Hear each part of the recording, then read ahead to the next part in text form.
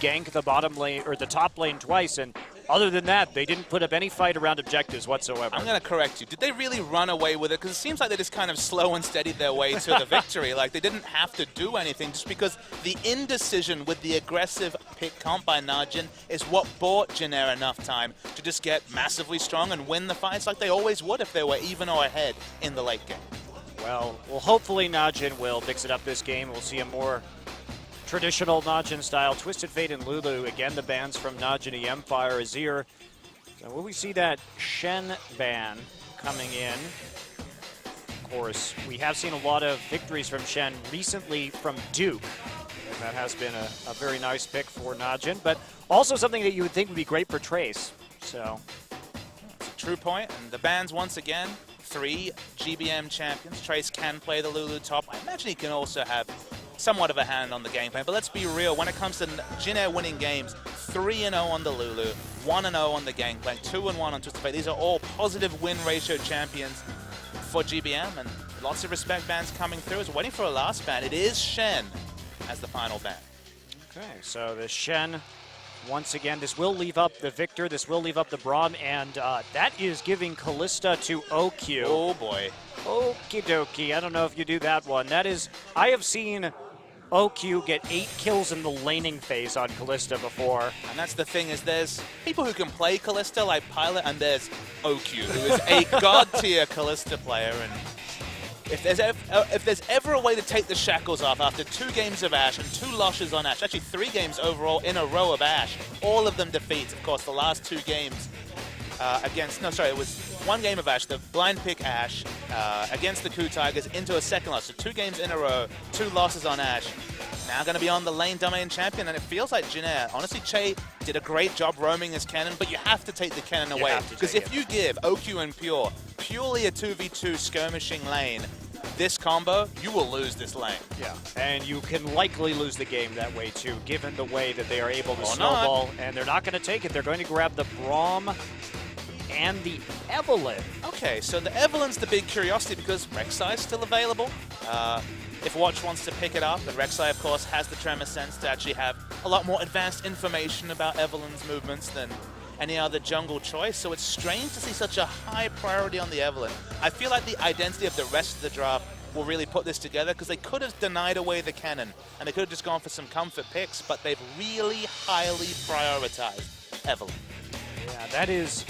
certainly it's a strong pick for Chaser, but that Rek'Sai is definitely coming in. Yeah. It's bread and butter, and control jungler. Also, we know that Watch likes to play Evelynn, and if you're Chaser, you'd think you could just counterpick him. And I would say, okay, what if there was a Shen available and you took Evelynn Shen, you just get a strong engage combo that way? I want to see what the line of thinking is, because there may be something special here for Jin. It's suspiciously early, Monty. Yeah, it really super suspiciously, because as you mentioned, Rek'Sai is available. Watch, honestly, was opting into Evelynn versus Rek'Sai for a lot of the earlier season and losing games left, right, and center to other Rek'Sai players. So odd to pick this champion with that available.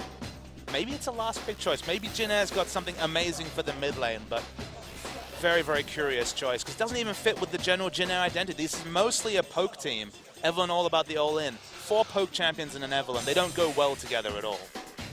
Well, they are going to take the Ashe away and maybe go for some sort of super hard engage composition with multiple vectors of attack, but I think you grab the Victor right now. It is a safe mid laner. The Azir is banned. GBM, definitely one of his top champions. Oh boy. Oh boy. If that's locked in, we're only expecting it in mid lane, but Malphite priority makes sense. 3-game loss streak against Malphite for Najin mFire. This has certainly been the tonic champion for them in recent days, because of course, the Summon Bronzodia comp in the blind pick, the Malphite has been super strong against this team, and Duke hasn't really found an answer to deal with it in lane. Of course, did well on the Fiora, but couldn't parlay it into win, or in team fights. They've just really been susceptible to the hard initiate from Malphite. Very curious. The Thresh also coming in from Najin, so going for a more pick-based champion and not taking the cannon. Of course, Pure is a very good Thresh player, so that's not going to be too terribly much of a concern. It's worth noting that Chaser actually has a losing win rate on Evelynn. It's so suspicious. Yeah, what are they planning? Meanwhile, the Maokai maybe just the ultra tank top lane lock-in here from Duke. Duke had a really big run of Maokai. This is a player traditionally thought of as a poor user of teleport. He couldn't really put together, and wow, okay. It's going to be the Ryze mid for Goong. So line picking a mid laner goes for the Ryze, so not showing a lot of respect for GBM to be able to pressure him in lane. This is opting in, looking for a farm lane if you're going to pick up Ryze. And GBM, it's a pretty damn good time. For a lot of champs, it could have been the Yasuo with the Malphite synergy, but it's going to go back to the tried and true victor. Very curious. Well, Chaser can hit those flanks, and they have so very many engage options, but this basically relies on GBM getting a huge amount of AoE damage off in a team fight, because Ryze will be able to match him in that regard. It just doesn't really give us a window as to why the Evelynn. Why the Evelynn priority is so hard. There is other engaged junglers. Maybe Evelynn's the most reliable, because if the pink wards are certainly not there, you can come in from interesting angles, but to take it first rotation, still don't really get that one. I don't get it either.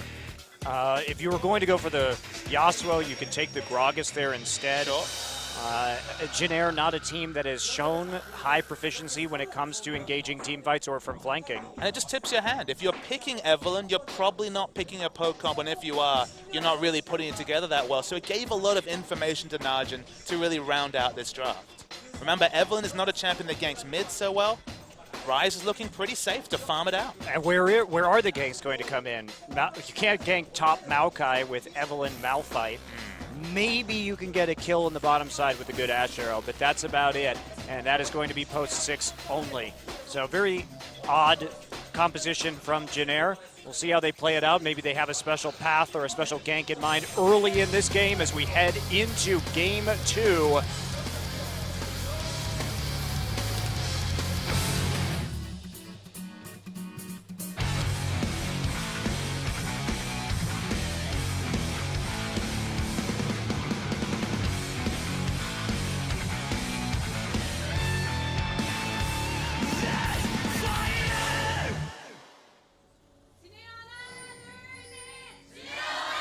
시간사의 협곡에 오신 것을 환영합니다.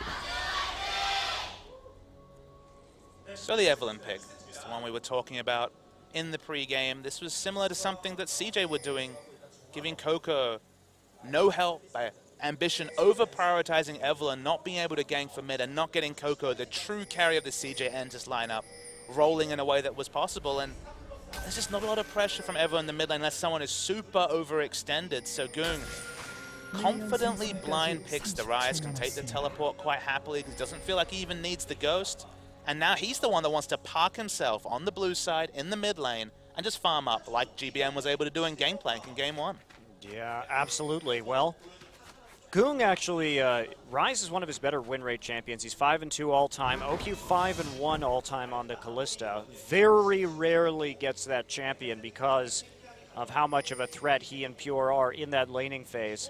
So just on paper right now, you've got the early potential for the kills with that Thresh Kalista combination. You have a lot of freedom for Watch. He might be able to kill the Malphite in the top side with the Malphite or with the Maokai route there. And Goong happily scaling into that late game. So really like the composition from Najin here. See if Jin Air has some sort of answer, if they can actually surprise anybody with this Evelynn pick. We were wondering about the Thresh priority over the likes of Kennen, which was flashed by Jin Air early in the draft, then not selected in. Let's think about the champions. Obviously, in terms of 2v2, Kalista Thresh not quite as threatening as Kalista Kennen. What can Thresh do? Roam to the mid lane. So they've picked a weak mid laner who has an instant cast CC. We expect Kalista to have the lane pressure just because it's an Ashe lane. If this opens up space for Pure to roam, there is potentially kill pressure onto GBM. Maybe not with the cleanse up, but still, they do have the roaming advantage, what they got out of selecting Thresh rather than the Kennen they were certainly considering.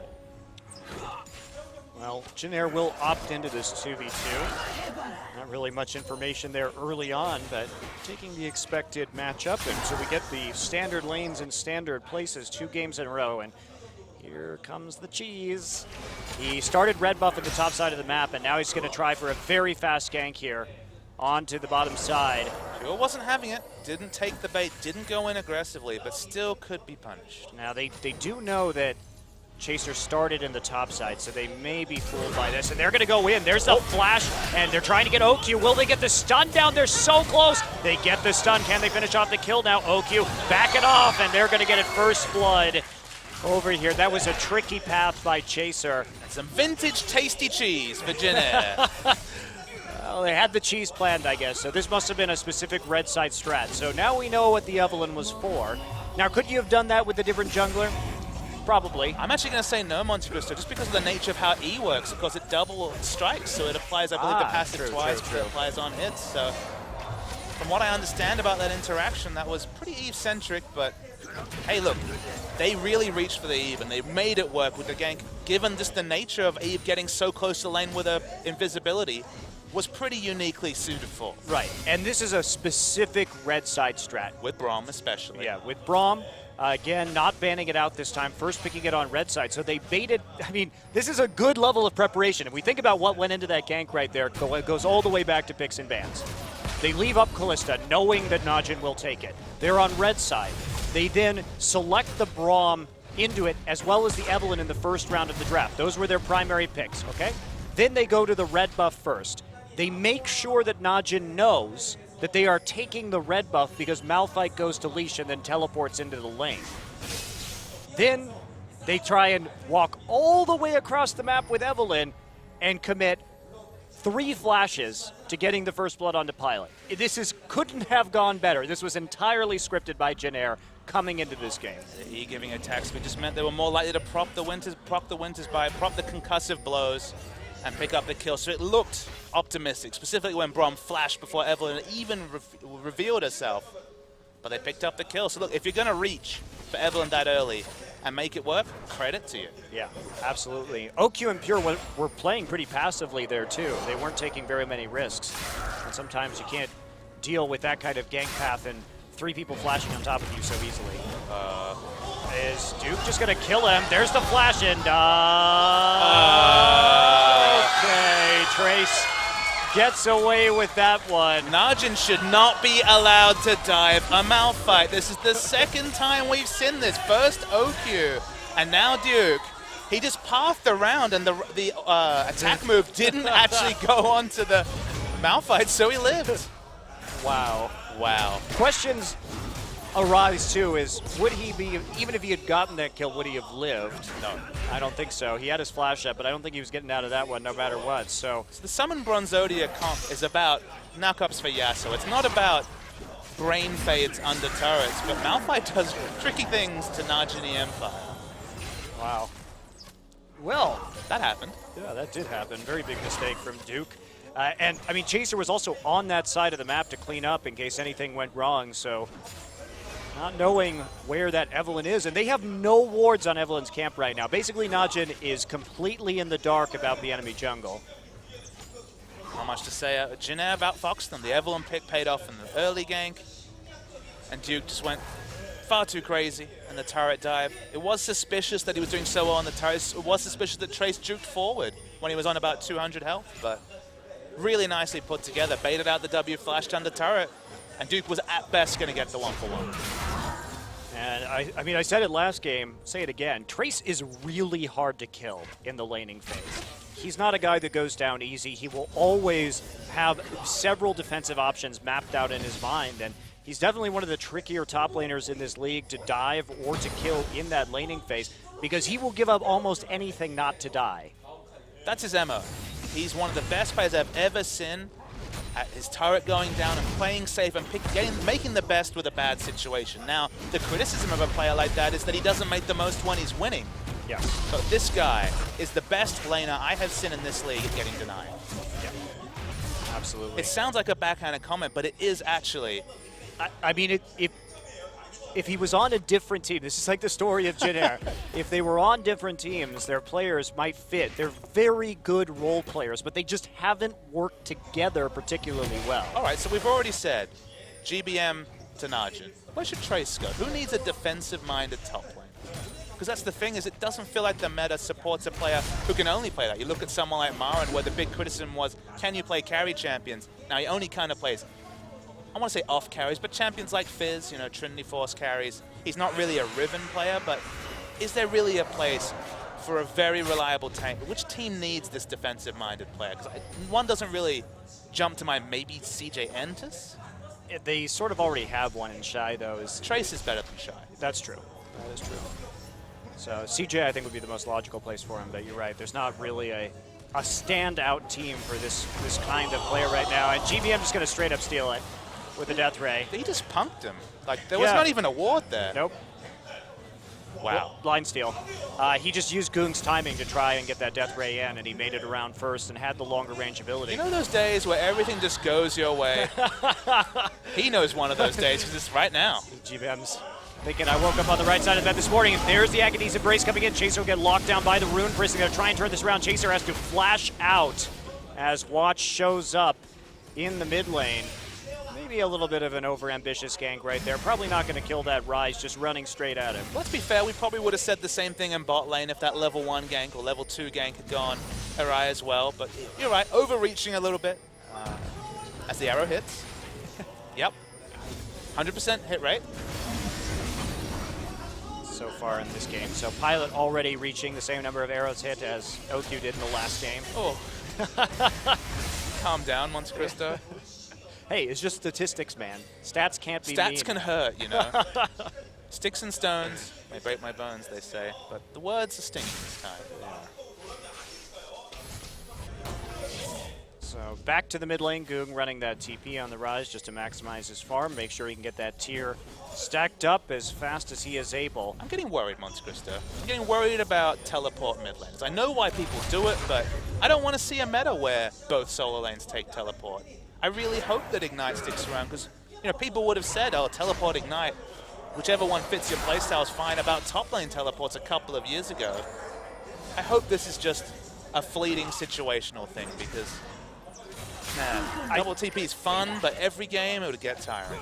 Yeah, and also it results in these crazy 5v5 bot lane plays at the drop of a hat, which is somewhat entertaining from time to time, but... Sure, as an option, as a flex, sure, but if it becomes 4 teleports a game, then some Shens and stuff, I'm gonna lose it.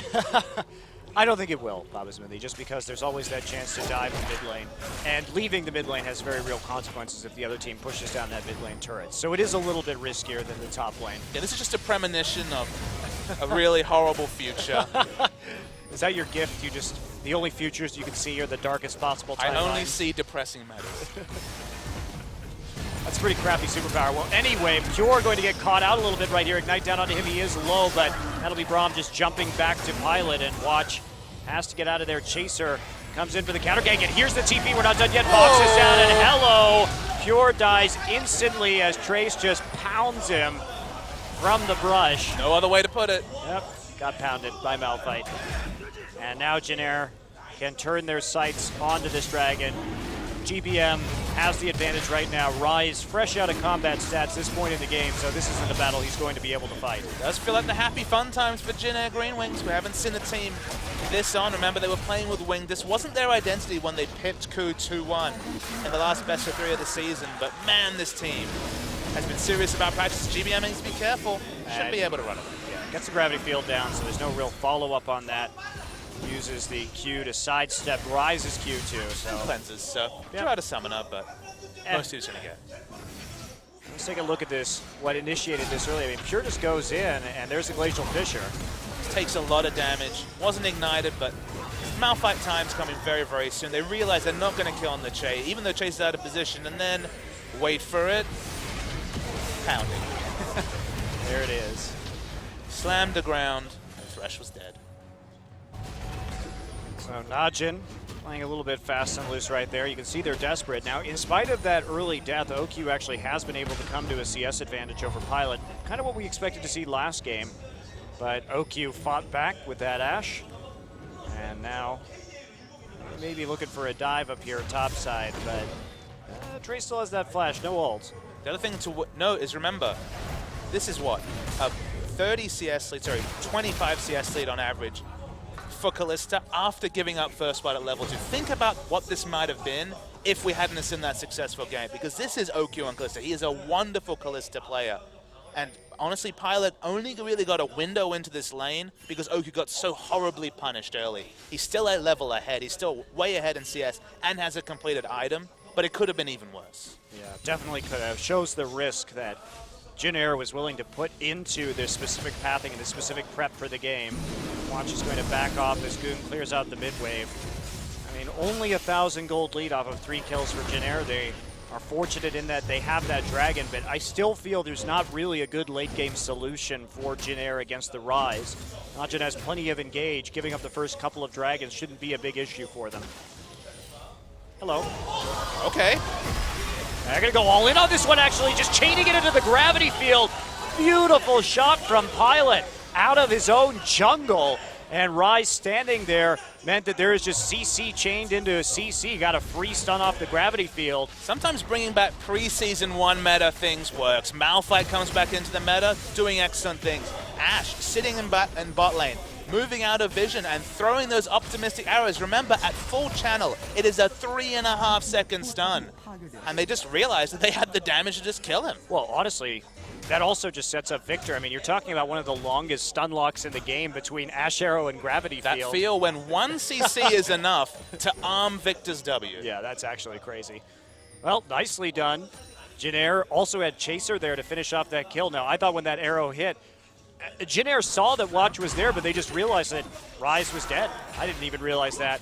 And now Goong been delayed a little bit from completing his Rod of Ages. And I believe that's 3-0 for Pilot. He hit one when Braum was being dived, and he hit one in the mid lane. So this is a caster AD carry, and his cast of choice is the ultimate, and it's certainly working out.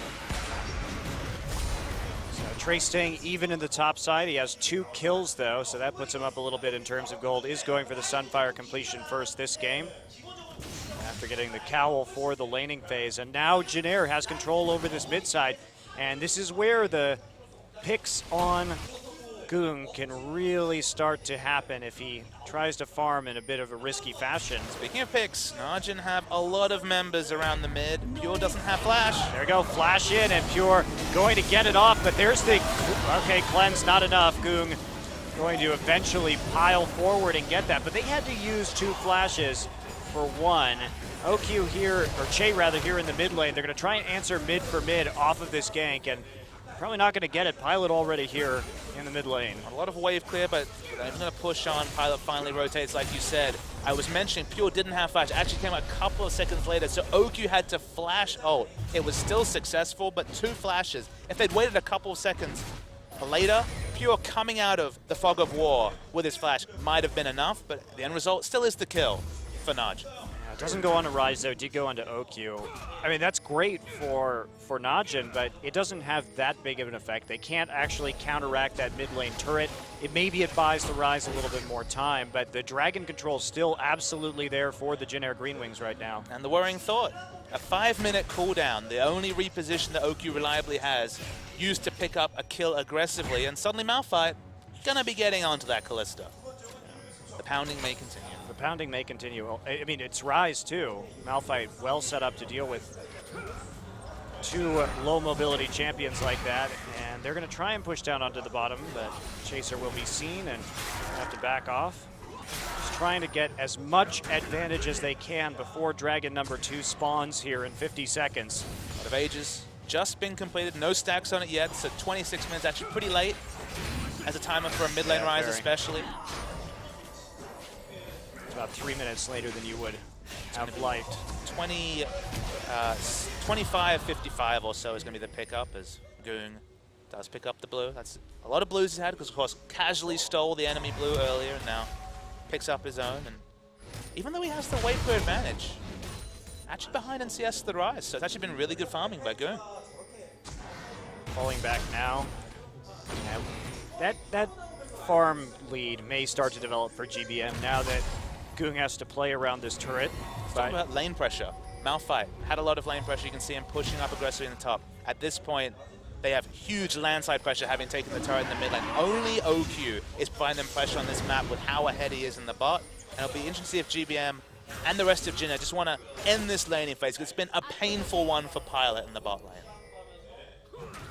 One more push here on the turret while the Dragon is live. Chaser just going to auto it to get it down as fast as possible. They're going to grab it and then transition immediately into that Dragon. Pilot gets the solo gold. And exactly what they want. They want to get Pilot out of a bad laning phase and use the Ashe utility. Okay, her damage won't be comparable to that of OQ until a couple of items more are completed, but the utility is what she's picked for. So ending the laning phase. And again, only behind 17. Not bad for Ashe. Look at this. Chaser looking for a possible flank right here. They don't really have much follow-up. Ashe arrow.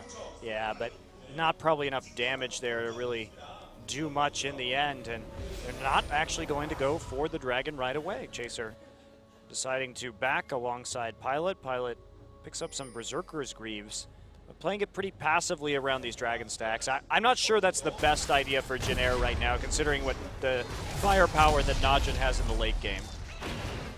Remains to be seen. The Berserker's Greaves suggests to me that, you know, the flat movement speed, of course, the big stat that you get there alongside the attack speed. So just some rotational play with the Ashe. They never want to have a situation where she's splitting farm in the side lanes to Callista. There's so much kill pressure, especially when Flash is up for OQ in the 1v1. So getting those boots too helps you rotate around the Dragon, around the lanes, just push and use your 600 range to pick up objectives safely.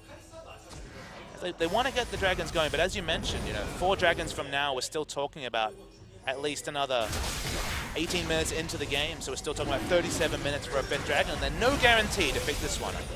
There's not. Here comes the TP from Duke on the backside. They're going to get the Dragon. Will Che pay for it? Glacial Fissure comes down. He's going to jump back to GBM, and they will disengage. Watch is going to try and re-engage. Nice knock-up. There's a Lantern to pull him back, but they have to be so careful about Trace going in that they have to back off immediately. Couldn't quite pick up the kill. Yeah, Jin Air very clearly did not have a call to go in. There was multiple times the flash ult could have come out from Trace, but they don't pull the trigger. They knew that Che was 2 DPS down, no ultimate to be able to come into the fight. So smart shot calling from Jin Air. They got the objective, although now just chesting out that arrow. Watch Will dodge away with his tunnel, sees it, so they don't get the pick. Again, GBM had everything to unload on the enemy. Duke returns to the top lane. And that'll be mFire following in his wake up the river. itemizing much more simple against mFire. Needs a bit of magic resist, and then can pick up the Sunfire. This is the core item for mFire, between E and the Sunfire burning. Excellent wave clear. Not instant, but fast enough.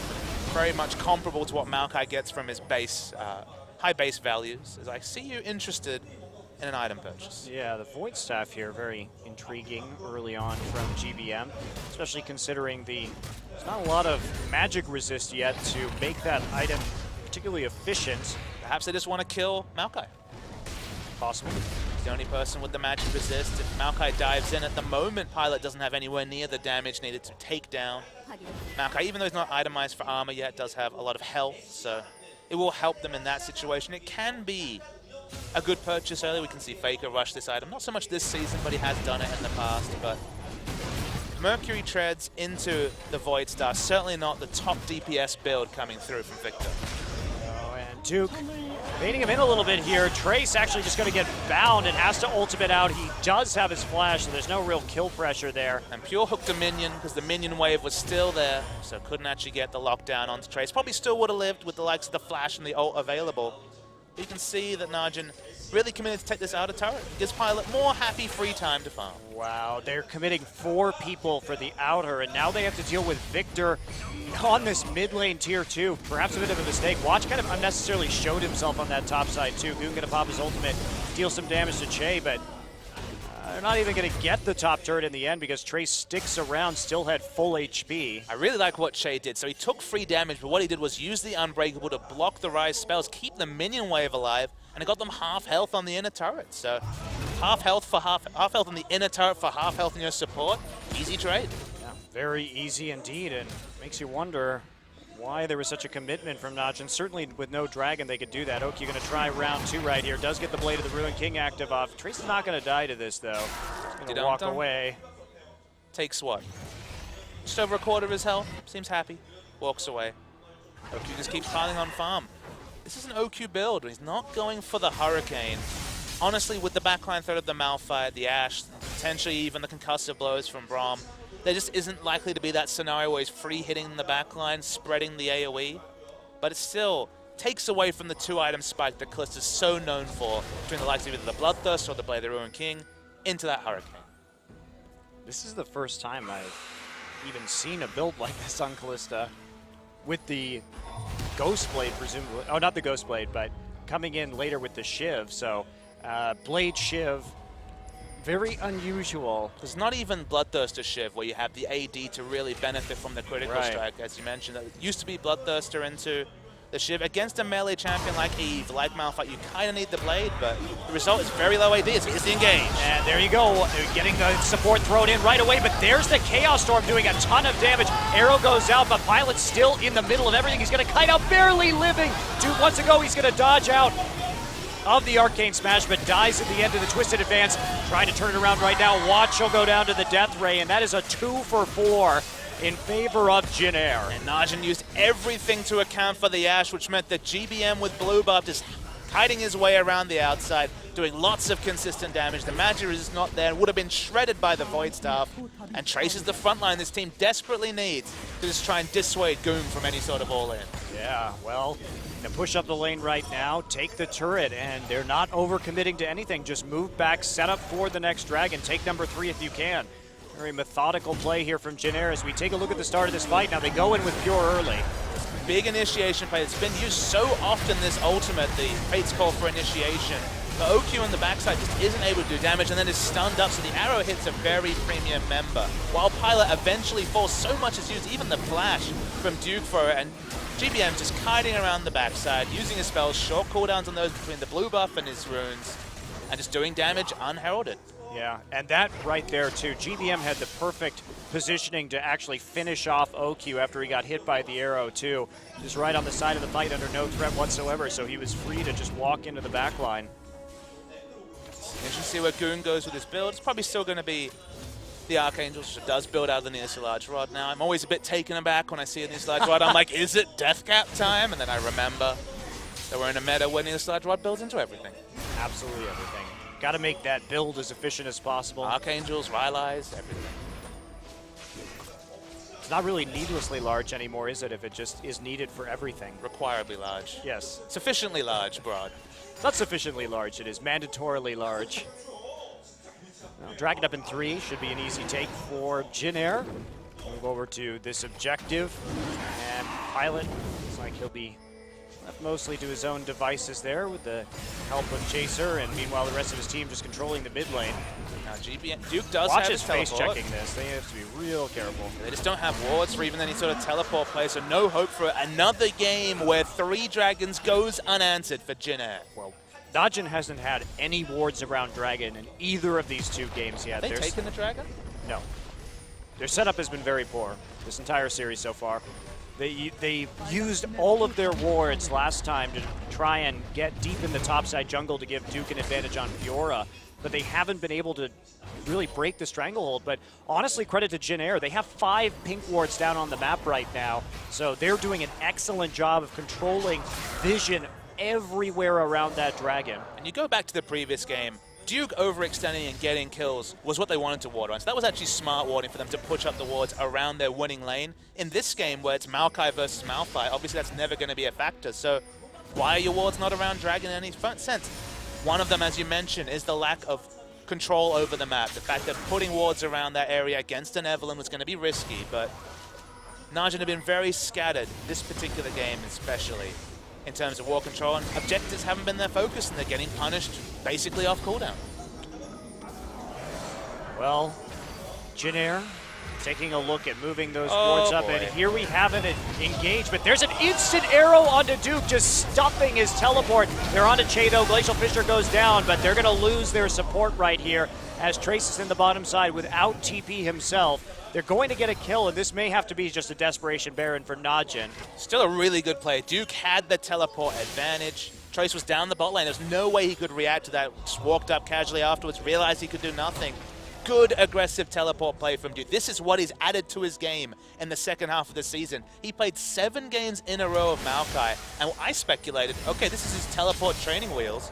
Just showing that the training wheels, he's graduated. He's got his own motorcycle now, and it got them a pick onto the Brom.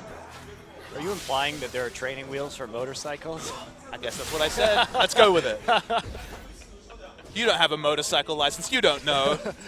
Neither do you, Papa Smith. That's true. Neither do you. That's true. We'll have to ask Irvington about that one. His license is cheap.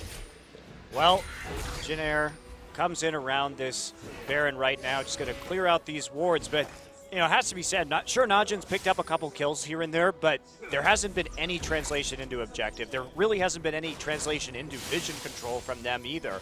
It's been easily cleared out by the mass of pink wards that Jin Air keeps cycling around the map. I've worked it out. I know what's wrong with Najin. It's mFire. mFire saps all their ability to play reasoned League of Legends. Case in point, their last 4 games have been against mFire, and they've face-checked pushes, they've grouped up for mFire Yasuo ults, they've played poor objective League of Legends. This series, he sapped all their powers. Well, maybe he's made out of Najinite, you know? Najin. Najinite. So because, a bit like Kryptonite. Kryptonite, right? So you have Superman's from Krypton, yet Kryptonite is his weakness. So therefore, Najin is from Najin. Therefore, Najinite must be their weakness. Okay. I got it. You nailed it. Well, it does seem to be their Kryptonite for sure, because it puts this in so many different ways. Okay, I can understand mFire being pulled from nowhere in the meta, from basically never really being a stable pick. It surprised them. They played very poorly against Ku in Game 2. And they were surprised by the Yasuo the Yasuo and mFire synergy. They lost the blind pick game. Blind pick games, you know, they can go left or right, but this series as well, it's just been a really poor run of form. It's 4 pretty damn poor performances from Najin in a row. They're still in this game. You know, we could talk about Najin's poor performance, but they're only 2K back and they have a rise. So it's still possible, but Jin Air's Dragon Stack is going to make this very difficult. The Duke face checking also going to make it very difficult, as he's just going to get stunned and locked down 100% by the Braum passive. And that will go ahead and be a Baron right there. Trace just zoning out the backline with his Malphite ultimate as they finish off the kill. He wanted to get in the picture for the replay. Missing everyone with his ultimate. Doesn't look good, but was unnecessary in that situation. Okyu's put together a nice build, but it is fiercely single target. You could argue it's a little bit better at dealing with killing Malphite, but without an Infinity Edge, you're not killing any Malphite anytime soon. And even then, it's going to be an exercise in frustration. Yeah. I mean, this Malphite right now, interestingly going for more of a MR build, but against the Rise, it does make sense. Also, that Abyssal Scepter going to help out GBM a lot as the primary damage source. Sunfire Abyssal, it's always been the call for Malphite. A bit like I feel Marin in the Champs Final on Maokai was slipping in Hunting Guide, slipping in Abyssal. Okay, in a different situation where his team was well ahead. Champions with high base values in this situation, when he's helping out Evelynn and Victor, whenever you can fit in the Abyssal Scepter and you're ahead, you feel pretty good about it. Well, Deathcap finally done for GBM right now, so a bit of a late timing on that item, but that's going to be a big, big difference in his damage. Still no upgraded sweeping lens on Watch, curiously enough. It's probably contributing to Najin's trouble in the vision control game, although they have gotten numerous other wards down right now. And you know, this next Dragon fight may actually decide who takes this game, because if you let Jin Air get to 4 right here in your Najin, you are in dire straits. How do they initiate that fight? I guess Duke has his teleport up in about 25 seconds, so maybe on him, his last teleport got a very nice pick. I mean, if they wait that long to actually start this Dragon right here, point. remember that the mid lane turret is still up for Jin Air, so they have a pretty decisive advantage when it comes to positioning, and they're just going to go for it with the Speed Shrine. Doom has the option for a flank, but we look on the minimap, Najin's actually moving towards Baron. Remember, they have the Kalista secure. They can at least bait it, but no. They don't feel confident enough to start it. It's kind of understandable. Even with a strong tank line and a Kalista, they don't want to start it.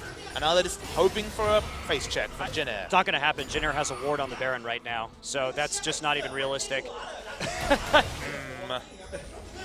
Well, Jin Air are out of position though. Yeah, they are caught out a little bit. Chaser is not in a position to get a flank. They're going to get the tier 2 in the mid lane though. There's the hook coming in, going to grab Trace. That's not who you want. And I mean, Who's caught out here? Yeah, who is caught out here is going to be the question. Chaser finally starting to loop around. He is seen with the Tremor Sense by Rek'Sai. And they're just going to keep pushing forward. I mean, Najin has to do something. Where is the clear shot call from Najin the mFire? Someone needs to do something. They lose so much trying to get a pick that, again, was thwarted by a single ward on the map, and Jin get out scot-free. Najin mFire. They're still really scared of Trace. Now, they have flash up on Rise and OQ. They don't have to be that scared right now. There's the hog shot coming in. You're going to see right there, Najin has to back away. Let's try this again. Let's keep pushing mid. Yeah, why not? It's the great ring around the mid. No one's going to walk into Trace, so they have to take the most defensive line possible. Ashe has a lot of damage. Will Chaser tank up a couple of hits to get this turret down? They realistically can pick it up before Najin even get in position. Wow. Well, Janair really bringing the rotations in there, walking in a giant circle back right into the mid lane to zone out Najin once again. Najin even afraid to go through that base gate lest piling up results in a massive Malphite Victor combo. And here we go. They're right back debating this. They're going to be seen in that brush. Najin, how far do they want to press forward right here? Are they going to check this? They have literally no vision. And now they're going to see it with the help of the sapling. But Trace coming in, he's looking for that angle. Looking for Rise, he's looking for Ashe, so not going to pull the trigger. Smart of Trace, he's smart with his cooldowns. This is a player who has to make the most out of the little that he usually has. Obviously finds himself with a wealth of gold, and the Malphite initiation is so damn strong from the top lane. But Goom finally finds enough time to go clear out minion waves, and this is the only hope, is the fact that Goom has been powering down minion waves and still very, very competitive in CS. Pilot clearing out the top side, trying to close that CS gap. He has been at a bit of a disadvantage, while OQ has been getting a little bit more farm funneled his direction. Pilot now reverse that, and we'll see what happens around this Baron next. I like the double Banshee Veil. It's been completed for a while for Trace and Chaser, but these are the two champs that have been zoning chokes. And okay, Trace is probably happy to get hooked at this point, but Chaser needs to be careful, and both of them are so about pinpoint use of ults, about hitting the right target, that any sort of interruption can really throw you off. It can throw off those travel times, the projectile times. So I like the fact that they've gone the ultra defensive, because them messing up those crucial ultimates is the only way that, to me at least, Jin don't win a fight. It is curious, though, that has come at the cost of an Aegis. I mean, no one's getting magic damage onto Pilot or GBM. They haven't been taking damage. Okay, Pilot fell in the previous fight, but it was at the cost of GBM running around for free, putting out his spells off rotation. They just haven't shown an ability to get in the backline, and all they have is single target engage from the likes of a teleport flank. So maybe it's confidence, but it feels like Jin have prioritized a super tanky two-man frontline than just the value. Trace has got it. He's on to Watch and Pure immediately. Duke in the mix right now, but Watch goes down right at the start of that fight. And here they come, trying to roll up the front line. Duke is not going to survive this. The Ashe arrows just freezing him in place. And they will just turn right on to the Baron immediately. Jin finally getting the angle they want with the Malphite. Ward around it as well. They have good vision. Kalista realistically can't do anything. It's going to be a free Baron to complement the 4 dragons. They're going to be able to shop, roll up to the 5th dragon, and go up 2-0. You'd have to think, barring some sort of catastrophic mistake from Jin. They're playing a very measured game of League of Legends tonight. There haven't really been very many opportunities for Najin to get back in this one. Even when they've gotten kills, there hasn't been any real effect on the game. And just opening up with that arrow, great flank from Trace, 3-man ultimate, and they just burn through Watch immediately with the Victor damage, have that Chaos Storm swirling in the fight. And the arrow onto anyone other than Duke is a go, but just because Duke, maybe he's slightly too tanky to DPS down first, but anybody else will die to the 5-man focus fire, and Duke got cleaned up at the end. And Jin, the one question we had for them after game 1 was, can they play an assertive early game rather than being granted the leash they did in game 1? They played the assertive game. They got the cheese level 2 gank from Evelynn, and they played this game out perfectly.